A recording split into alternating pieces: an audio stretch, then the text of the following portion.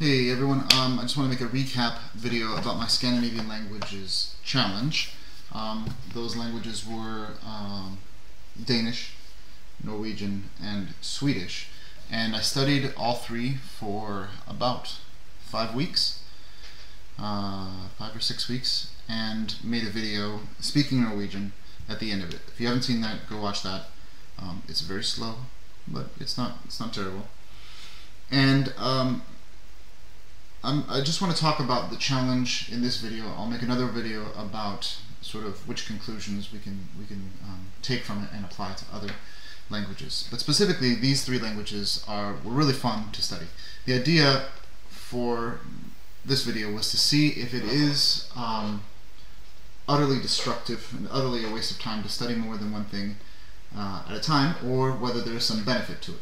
Now, I drew them like this because if you know about these three languages, they're Germanic languages, which means that they're related to English and German. And so, because they're not that difficult for English learners, English speakers to learn. They're very closely related. Danish and Norwegian are more closely related in their writing and their vocabulary. They have the same, exact same alphabet, and on paper, they're hard to tell apart. Harder to tell apart. Norwegian and Swedish, though, are more closely related in how they sound. So that's why I drew a W over here and an S over here. And it sometimes takes a little bit of work to tell which language you're listening to. They can tell each other apart, no problem, but for learners, it's a bit harder. So what happened? Well, I studied about an hour a day, usually at night, because that's when the kids are in bed.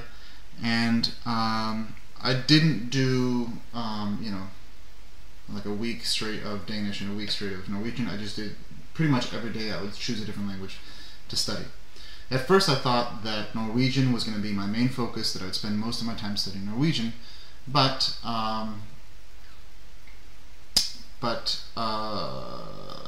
after a while I got really frustrated that even though the Norwegian was helping me with Swedish and the Swedish with the Norwegian, when I jumped to Danish I felt lost, and I would try to listen to it and not get anything. Even words that I knew I'd studied, I wasn't catching them. And so from then on I switched my focus to really, I guess, catching what I already knew.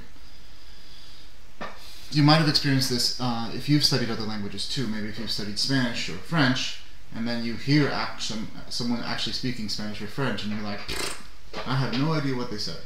And then you might see the translation or see the transcription of those words, and you're like, oh, actually, yeah, I do know those words. I've studied those words, but when they said them, I missed it. That's what it was. That's what it felt like for me with Danish. So I sort of changed my approach to being a greater focus on listening to Danish. So maybe half of my time after that was taken up with listening to Danish and catching the sounds, catching what I knew that I knew. That seemed to be more worthwhile and have a greater benefit on the other two languages. So the more I studied Danish, the better it was for these two languages, but not the other way around. And so I guess I should talk about the 4 domains of language. I use this all the time as a teacher.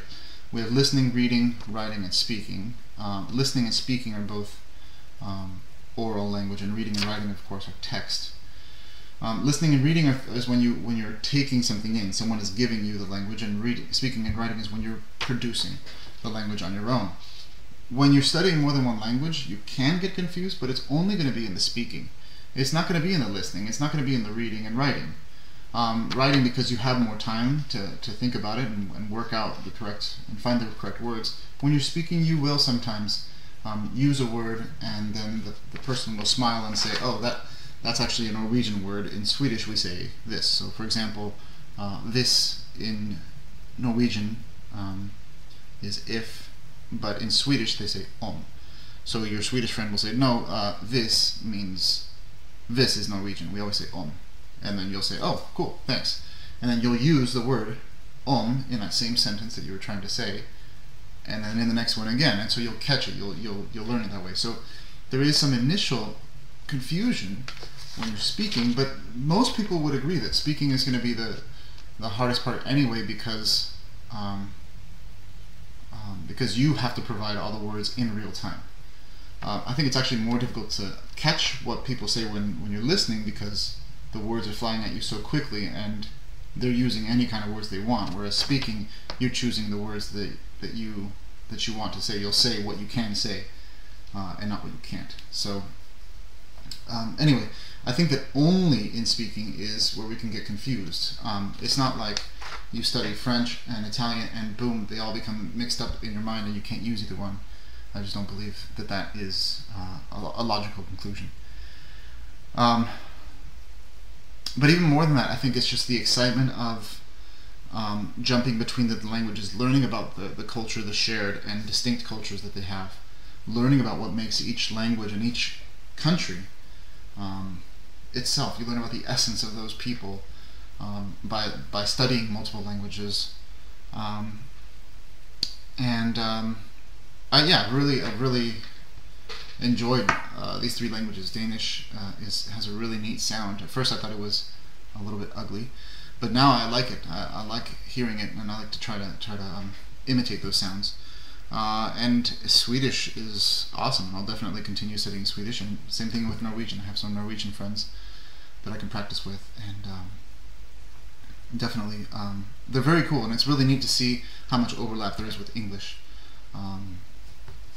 Sometimes it's a little bit funny because you'll say something and you're like, oh, those were all the same words that I use in English, but you don't think of it as English. It feels like another language that has a lot of overlap, and which is partly why those people from these countries tend to speak English exceedingly well. So anyway, that's the conclusion of my challenge. I'm going to talk more about studying different languages at the same time in another video, but that's it for now. Thanks.